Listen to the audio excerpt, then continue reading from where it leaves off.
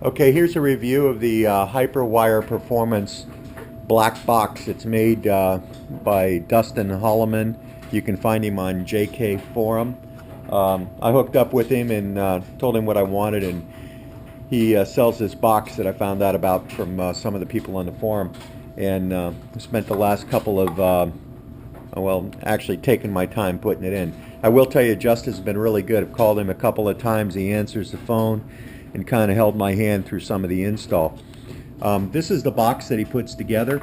It's got all the fuses and relays you need, so when you're adding accessories, it's safe and you keep it off the JK's factory harness, so you don't have to worry about any problems with that.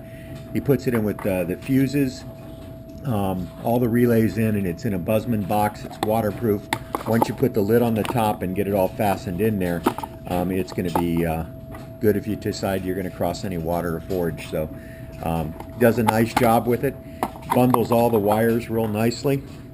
Puts together these trigger wires, which have already started most of the installation, so a lot of you can't see, but he bundles them.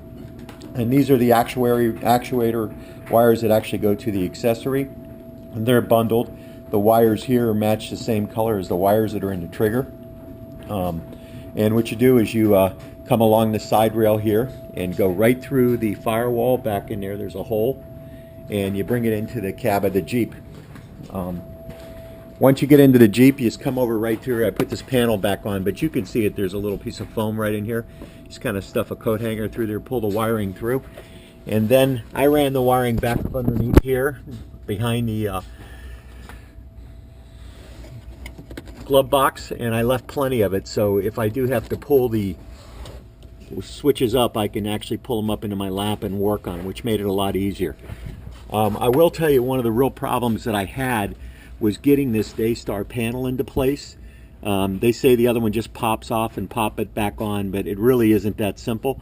What you need to do is you need to take this console and put the four-wheel drive into neutral, and then put the shifter into neutral, and then you just reach down behind it and you give it a good yank. It'll pop up. It's just on with clips.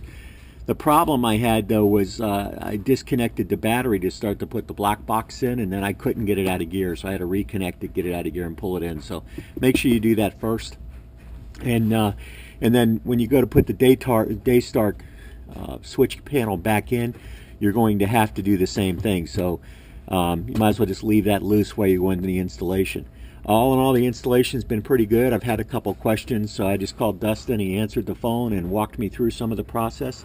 The switches that I used are from Over the River, which you can find them on the internet, but you can get any of the names you want, anything you want put on there, he'll imprint them and give them to you. And they're the same price as the Rugged Ridge or Daystar switches. They look real nice, real quality. Everything plugged in real good.